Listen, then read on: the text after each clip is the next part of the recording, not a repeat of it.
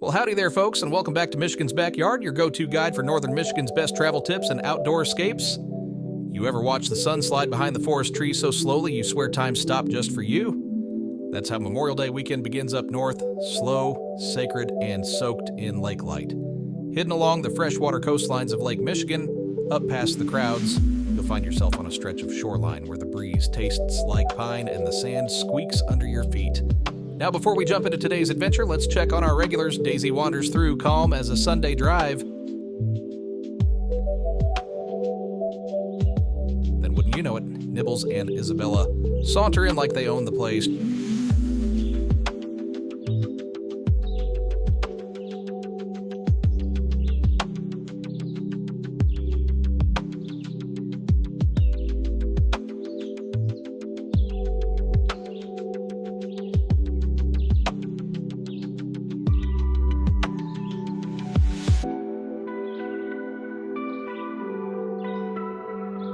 Just when the feeder turns into a squirrel buffet,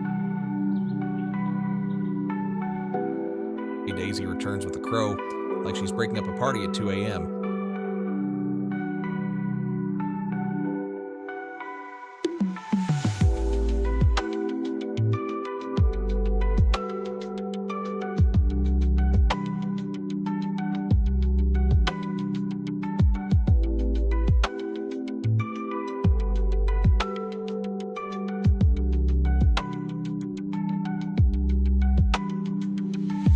If you're hitting the road this season, here's a tip from a seasoned rambler: plan your gas. Northern Michigan is jaw-dropping, but gas stations, not so plentiful once you're up on M119 or carving through M37, so fill up before the forest swallows your signal. Now for this weekend's must-do, paddle the shoreline of pictured rocks. The cliffs are high, the water's clear, and if you paddle just right, it sounds like you're carving through a cathedral made of water and wind. After that paddle, treat yourself. Hit up a small town like Petoskey or Sutton's Bay.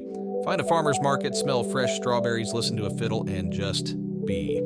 Back in the woods, Daisy is still holding down the feeder like a doe sheriff. She's right, show up early and you don't go hungry. Same goes for your northern Michigan plans. Book your spots, prep your routes, and you'll catch the magic before the rest of the world gets there. Stay curious, stay grateful, and as always, stay wild, my friends.